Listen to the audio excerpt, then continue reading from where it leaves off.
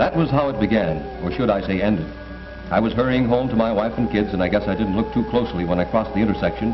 But then Joe Smith, who was driving the car, wasn't on his toes either. He was thinking about that big deal at the office. It hurt pretty bad at first, but that soon passed. It was a lot tougher on my wife and kids and on Joe Smith and his family. Well, anyway, I am an ex-pedestrian now. I'm one of that not-so-exclusive group of 34,000 people who are killed each year by automobiles. Over 1 million more are injured and maimed. Newspaper reports of automobile wrecks and statistics on the mounting toll taken by accidents are not particularly impressive. Statistics don't bleed or scream with pain. You can't cripple a statistic or smash its face to a jelly or cave its chest. Statistics don't show what happens when children are drowned under the wheels of a car or when a woman is thrown through a windshield. The grisly parade of accident victims goes on and on, the hurt, the maimed, and the dying. Here is death, not peaceful death, but raw and ugly death that comes as a mercy to torn, ragged bodies. 2 out of every 3 accidents are caused by errors in human judgment. If you, the living, will drive and walk with courtesy, caution, and common sense, this needless slaughter can be immeasurably reduced. Pedestrian and motorists must respect each other's rights. There are several important safety rules that pedestrians must bear in mind. Always cross streets at intersections where drivers expect you. Wherever traffic is controlled by signals or a police officer, obey the signals or officer and do not attempt to cross until the go signal is given. Stand on the sidewalk when waiting to cross intersections. Don't try to save a few seconds by stepping down from the curb, or this may happen to you.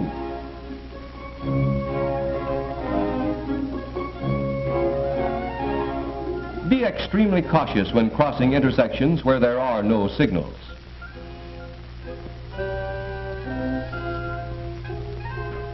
A pedestrian must be constantly alert. Look to your left, to your right, and behind you. Being struck down from behind is one of the most frequent pedestrian accidents. The same precaution should be taken when crossing from the opposite direction. A car may be coming up the street behind you and turn into the street you are crossing.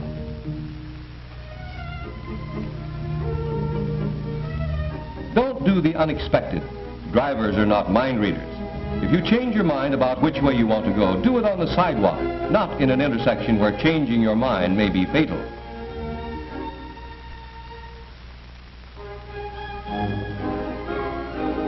When you have determined it is safe to cross, do so quickly and with certainty.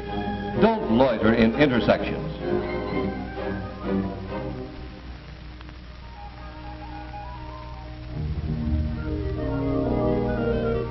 Jaywalking is the most hazardous possible means of crossing.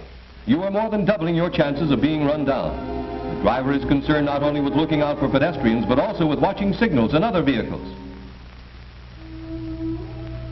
Adults must not build bad pedestrian habits in children by leading them across streets in mid-block, crossing against signals and other unsafe practices simply because it is expedient to do so.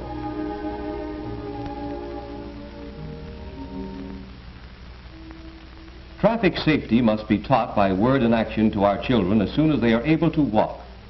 Many municipalities, in conjunction with schools, are doing excellent work along these lines.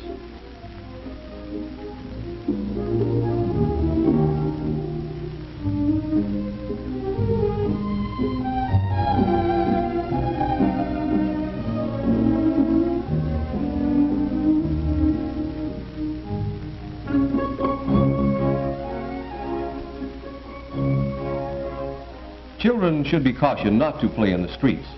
Last year, nearly 900 children were killed and several thousand injured.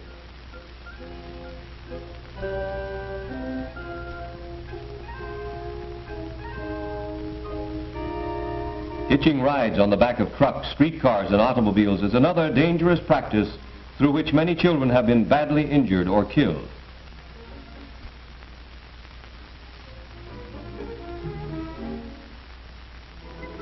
Blind spots where visibility is impaired for either motorist or pedestrian by other vehicles or similar obstructions are danger areas.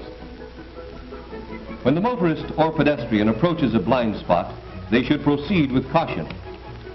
Safe visibility for pedestrian and motorist under these conditions is non-existent.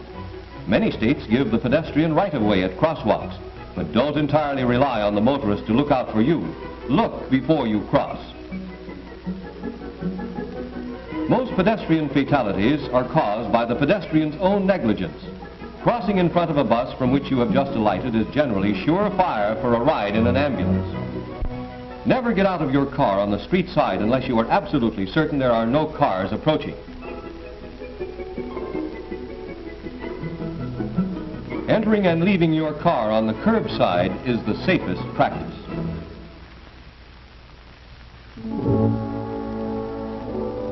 Crossing in mid-block is dangerous.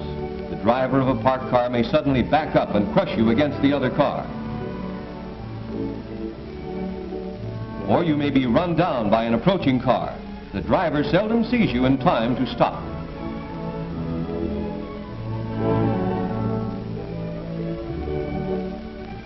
If you walk along roads or highways where there are no sidewalks, walk facing the flow of traffic so that you may see an approaching car and step off the roadway.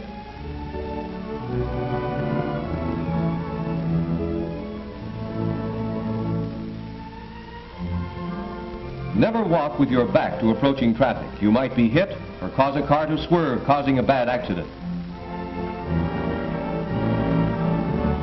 You, the driver, must constantly be on the alert and not exceed a safe rate of speed. You are driving along at 30 miles an hour. Suddenly a child runs out 90 feet in front of you. She's paralyzed with fright. You slam on your brakes and come to a halt just 7 feet from the child. But if you were going just 5 miles an hour faster, you would have traveled 30 feet farther. You would have struck the child and traveled 20 feet beyond. Fatalities among older people are high due to their slower reactions and their misjudging of distances traveled by vehicles. You, the motorist, must be especially cautious when handicapped persons or children are in or near the roadway. Their safety is your responsibility. Traffic at night is very hazardous for pedestrians. The pedestrian who steps out into the path of a car at night is suddenly splashed with what he feels to be brilliant illumination. It is difficult for him, no matter how often he himself drives a car at night, to avoid feeling that the headlight glare makes him stand out clearly and boldly.